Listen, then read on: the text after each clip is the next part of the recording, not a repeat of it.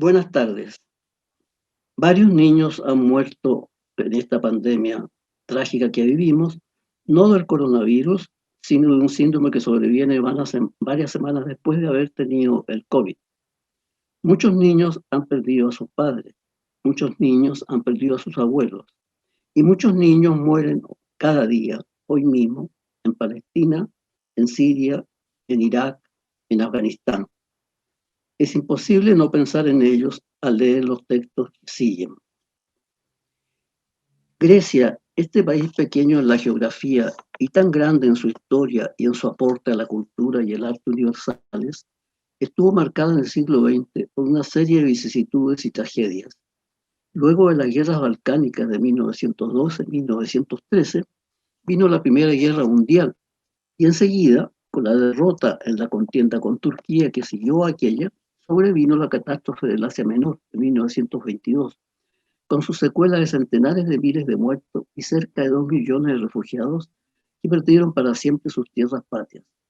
Para la empobrecida Grecia, después de 10 años de guerra, fue muy difícil instalar esa cantidad de fugitivos que no traían nada, salvo una llaga en el corazón. Luego sobrevino la epopeya de Albania, en la que Grecia, de 7 millones de habitantes, enfrentó e hizo retroceder al gigante fascista que se jactaba de tener 8 millones de bayonetas. Pero a esa lucha de increíble heroísmo entre octubre de 1940 y abril de 1941, en la que participaron poetas como Elitis, Gretacos, Sarandaris, siguió la fulminante invasión alemana y la ocupación, con el hambre, las masacres, las deportaciones a trabajos forzados y a campos de exterminio. Después de la liberación, en octubre de 1944, una trágica confrontación nacional llevó a la guerra civil.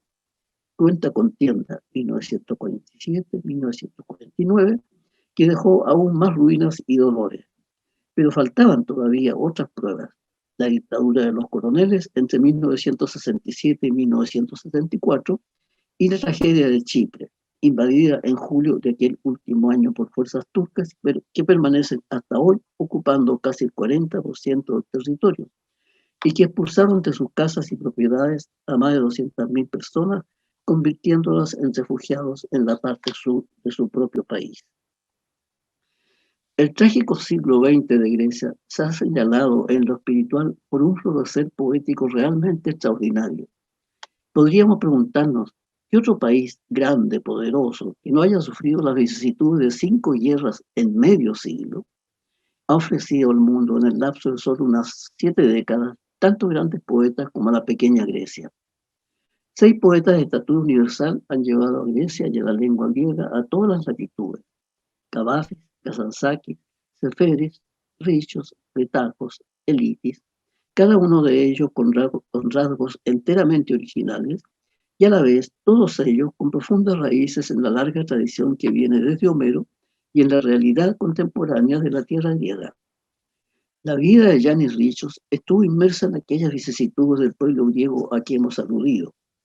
Una gran parte de su camino por la tierra está señalado por la pobreza, la enfermedad y el dolor. Nacido en Monemvasia, al sur del Peloponeso, en 1909, tempranamente su familia es víctima de la tuberculosis. Varios de sus seres queridos sucumbieron atacados por ese mal. El mismo poeta pasará periodos en sanatorios y otros en cárceles y campamentos de relegación en islas deshabitadas, pues también tempranamente su sensibilidad y sentido humanista lo llevará a participar en la lucha social y a ser, por consiguiente, perseguido. La producción poética de Richios es vastísima. Sorprende saber que escribió tanto en una vida que, si bien no fue corta, 81 años, estuvo marcada por prisiones, relegaciones en campos de concentración y largas estadías en sanatorios. La vastedad de su creación dificulta la traducción de sus obras completas. Vertido parcialmente a muchísimas lenguas, su reconocimiento en Europa ha sido muy amplio y en 2 ocasiones fue propuesto por intelectuales franceses para el Premio Nobel. Sus temáticas poéticas son igualmente amplísimas. Aquí nos referiremos solo a uno de 2 poemarios que forman un ciclo sobre la muerte de los niños pequeños, escritos luego de una dolorosa pérdida. El ciclo se titula La urna. Toda la obra oscila entre la luz y la sombra, la muerte y la aceptación de la vida, entre la revelación de la vida como absurda, injusta, totalmente despiadada, que da la muerte a un niño en plena gracia y vitalidad, en pleno encanto infantil, y el esfuerzo doloroso de los padres por reconciliarse con la vida. El primer poemario, titulado Sollozo, revive la sonrisa, los juegos, el mundo de la fantasía de una niñita muerta, su agonía, la agonía inconfesable, inexpresable en los niños y por eso más terriblemente dramática. El segundo poemario es Forma de la ausencia y está embargado por una bruma de nostalgia y tristeza muy intensa. La memoria tiene una forma, deviene una manera de continuar en el alma de los vivientes esa pequeña vida extinguida. La memoria otorga corporeidad a la forma que toma la ausencia, forma que permanece en el corazón de los dolientes, en la casa, en las cosas de aquel ser que ya no está. La forma de la ausencia está presente, siempre presente, lancinante, dolorosa, triste y también serenamente presente, en cada rincón, igual como lo están los niños muertos. Nunca se van los niños muertos de sus casas. Somos nosotros los que los abandonamos, aunque pensemos lo contrario. No te has marchado, permaneces allí jugando siempre con la luz y tus juguetes, solo que nosotros estamos en otra parte y nos retrasan ocupaciones insignificantes. Los niños muertos merodean por los lugares amados, pero la gente no llega a divisarlos. Cuando cierran los parques públicos en el verano, al anochecer, y regresan los niños con sus nodrizas, detrás de ellas vienen en muda procesión invisible las niñas muertas, pálidas, con sus cabellos marchitos, llevando en sus manos sus ramos secos de flores, cual pequeños poemas que no alcanzaron a aprender de memoria. No podemos hablar de las bellas y raras imágenes del poema, ni de sus inesperados y hermosos adjetivos, ni de sus bellos símiles. Algunos aparecerán en los poemas que hemos escogido para leerles.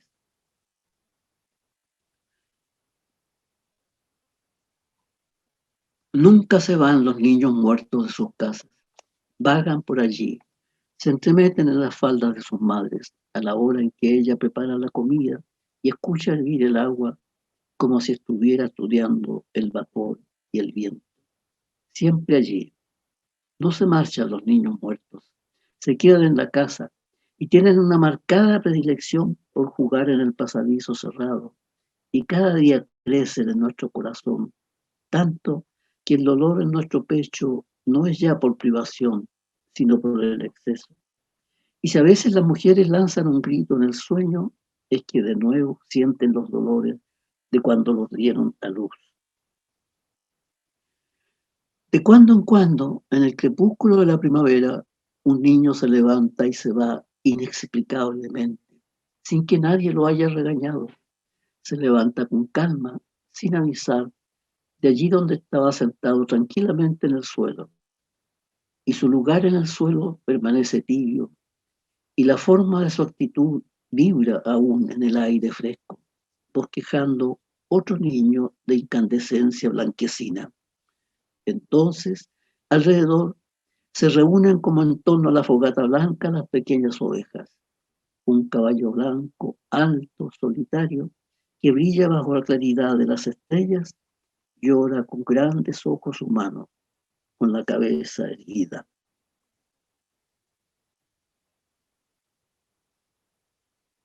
A menudo las madres por las tardes, cuando todos están fuera de casa, dejan el delantal de cocina en el respaldo de la silla y abren el armario del niño muerto, como si abrieran su secreta resignación, como si abrieran la puerta trasera del silencio que da a un jardín de amargura. Descuelgan de los percheros los pequeños vestidos, azules, rosados, naranjas, cortados en las horas más meditativas del crepúsculo. Los sacuden, los acarician, absortas, y de repente sonríen, Sus hijitas ahora estarían muy crecidas y será necesario tomarle medidas nuevas. El cepillo que quedó en el piso es un buquecito que viaja por una pequeña costa con luces apagadas. El verano pasó 4 o 5 cuadras más debajo de la casa. Quizás hayan bajado bicicletas y coches hacia alguna playa lejana. ¿Y acaso los papeles verdes a las vitrinas de los negocios se hayan descolorado bajo un fuerte sol? No lo vimos. Los barcos y los trenes poseían el mismo sonido. Ningún sonido. La lluvia pasó más tarde a raíz de la casa, en la sola casa, quieta, amistosamente. Los vidrios de la ventana se empañaron y entonces, desde fuera, no ya desde adentro, un pequeño dedo de niño, solitario y un poco entristecido, dibujó sobre los vidrios un leve corazón, un ancla, un círculo. A través de esas formas, las únicas iluminadas, vimos otra vez pasar por fuera el día, lento, encorvado y húmedo, cargando en sus hombros las vítreas columnas de la lluvia para construir una pequeña iglesia dolorida en el confín extremo de los cuentos y de los tiempos. En este poema se nombra una tradición del día de San Juan, una de las muchas tradiciones populares de Grecia, en que se enciende un gran fuego en una esquina y vienen los vecinos a patear ese fuego pidiéndole al santo determinado favor, salud para los parientes, etc. Las casas donde han muerto niños pequeños se han santificado. Un vaso olvidado en la mesa es un cáliz. Una toalla colgada en el clavo es un saludo lejano, y tras ella permanece la distancia con su eco profundo. Al crepúsculo, cuando se apagan las luces, la lumbre de un cigarrillo completamente sola en la oscuridad del espejo es el fuego solitario que encendieron los niños muertos en el valle de San Juan del más allá. Y hasta el arrastrarse de una pequeña cucaracha sobre el diario caído, es un cochecito minúsculo que cruza el pequeño túnel trayendo un mensaje sellado.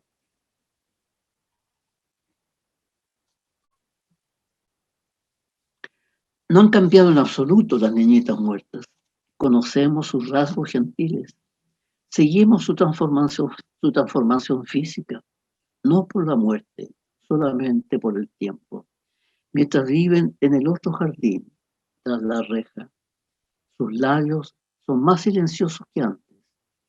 En sus ojos, la sombra severa de un pensamiento precoz impiden el reflejo fácil de las flores y de los astros. Lo sabemos. Ellas no piensan en esposos, recetas de cocinas, cama. Ellas se negaron a ofrecer, aunque fuera un baile, en la primera velada blanca, al hermoso oficial que se les acercó resplandeciente. Se negaron tanto que los botones dorados se helaron. Ellas solas, virginales, irrecusables, nos permanecieron fieles hasta el fin. Y cuando envejezcamos y no veamos bien, ellas, a su vez, nos tomarán del brazo y saldremos de paseo, confiados, silenciosos, ufanos, con un silencio y ufanía diferentes, distinguiendo en nuestro interior solo el rumor de sus pasos, los colores del ocaso y las fragancias de los jardines. Una niña pequeña desprevenidamente se halló de pronto en una noche de tristeza. ¿Qué era entonces la vida? Y este dolor, y este quejido, eran suyas todas esas cosas, y tras sus risas, ¿qué esperaban preparadas y malignas? Y esos rostros amados que se inclinaban sobre ella, ya lejanos. Abrió entonces quietamente la puerta de una estrella. Entró con precaución para que no la escucháramos, pero todas las noches aquella puerta abierta se golpea al soplo de su llanto, y ni pudo ella ya levantarse para cerrarla, ni nosotros podemos, está lejos, cerrarla.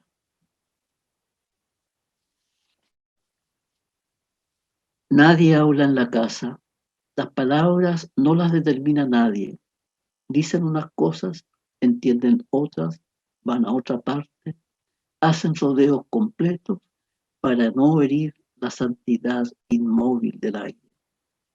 Los hombres y las mujeres vacilan en moverse por la casa, no sea que escuchen el otro sonido, no vayan a abrir las llagas secretas que callan en los ángulos de los muebles, en las telas o tras las cortinas. Solo las mujeres lanzan de cuando en cuando un suspiro profundo, mudo, y entonces, ante los labios, se abre un espacio descubierto, un vaho blanco en cuyo interior estás tú otra vez, igual como estabas en la alabaza de tu pequeño baño, tal como estabas sobre tu caballito blanco de madera que desde que te marchaste aprendió a galopar en el silencio, haciendo ondear frente a la puerta tus suaves cabellos. No, tú no te has ido, siempre estás allí, con tu canto, con tu silla, con tu coche, con el reino infinito de tus primeras palabras, con tu regocijo serio cuando conversabas horas interminables con las piedras, con las flores, con los pajarillos del jardín. No te has marchado, permaneces allí jugando siempre con la luz y tus juguetes. Somos nosotros, solo nosotros estamos en otra parte y nos retrasan ocupaciones insignificantes, compras en el mercado, asuntos judiciales, avisos de negocios. Y de continuo tenemos la sensación de estar atrasados. Y tú esperas. Por más que en torno tuyo se reúnen las hojas, los animales domésticos, los muebles, y acompañan tu soledad luminosa, y esperas que subamos donde ti por la escalera interior para gozar con tus grandes hazañas junto con nosotros. Y nosotros estamos atrasados. Nadie nos conoce, pero tú hiciste invisible el reconciliarnos con la vida y con ella. Estás en nuestra mirada.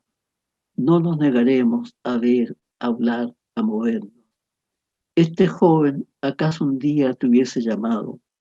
Estas niñas habrían sido quizás amigas tuyas. A esta escuela asistirías pasado mañana. Y así, en la noche, en la cual, en la que huimos cual extraños entre dos hileras de casas deshabitadas, bajo lámparas sin rayos, como manos cerradas, una maceta regada que destila desde el viejo balcón nos vuelve a confiar su murmullo. Una puerta a medio abrir vela por nosotros. Y este banco de madera abandonado en plena soledad esperaba que nos sentáramos, sabiendo que en algún lugar, por allí, en una ventana solitaria, suspendida en lo alto de la noche, tú, tras el visillo de encaje, esperas que te sonriamos.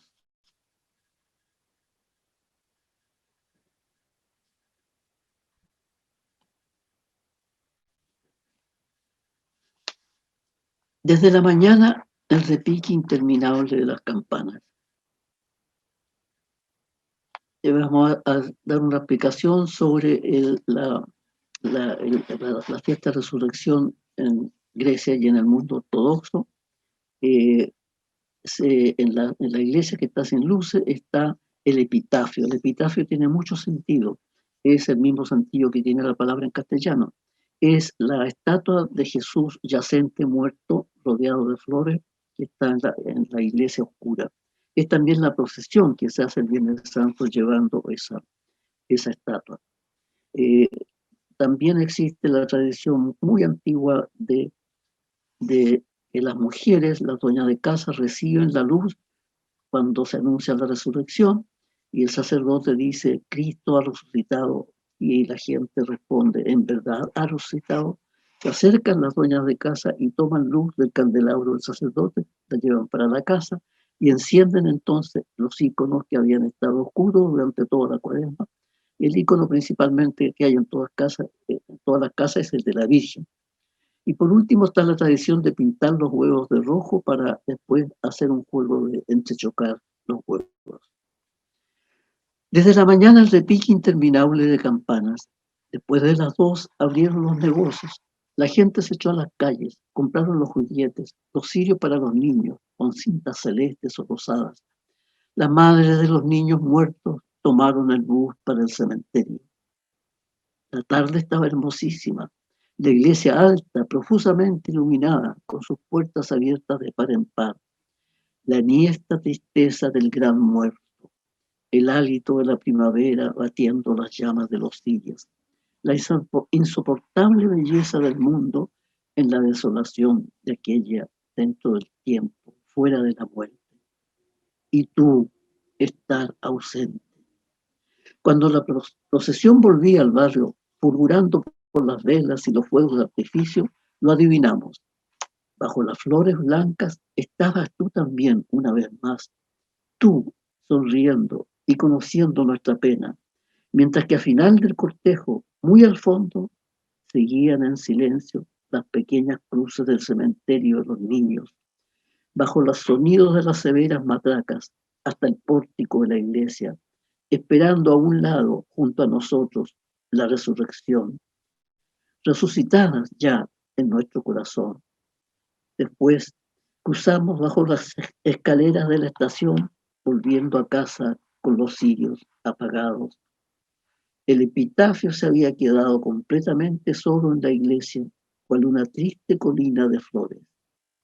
En nuestra mesa no había huevos rojos y la puerta permanecía abierta hacia la noche.